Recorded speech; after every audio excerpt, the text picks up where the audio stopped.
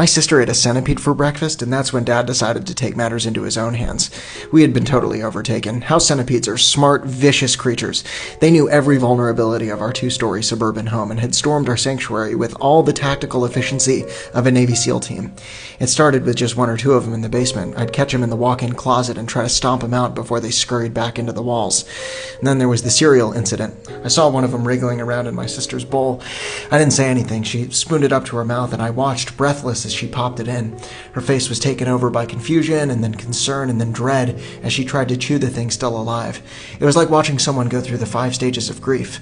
By the time she arrived at acceptance, she spit out a mouthful of Fruit Loops and Centipede, and the mess flew everywhere. And yeah, that's when Dad drew the line and took matters into his own hands. He packed a bag with 3 days worth of rations, his old spelunking gear, and a military-grade headlamp with like 6 backup sets of batteries. We all watched from the top of the stairs as he pried off the rusted grate of the drain with a crowbar and tossed it aside.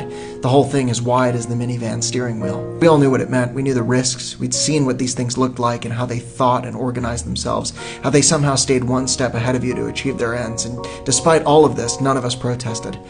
We too were silent as Dad lowered himself into the gaping black mouth and sealed the drain's top above him.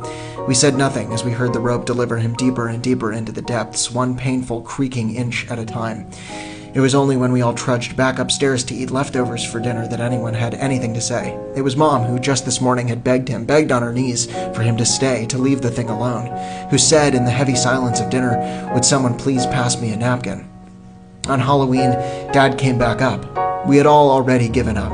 The house was on the market, I was visiting new schools, and Mom was starting to talk again. We heard the drain clatter open from the breakfast table. None of us moved. We didn't believe it at first. And then we heard a grunt, exasperated but vital, and the loud clank of a steel carabiner against the tile floor. We rushed to the basement door and threw it open as a singular unit, a hive mind. And there in the dim landing of the basement no one had entered since that day was our father. Beard embalmed his face, and you could tell from his skin how hungry he was. He gasped once or twice and then looked up at us, the lights of his life, and in a low voice he said, "This is their house. We're just living in it."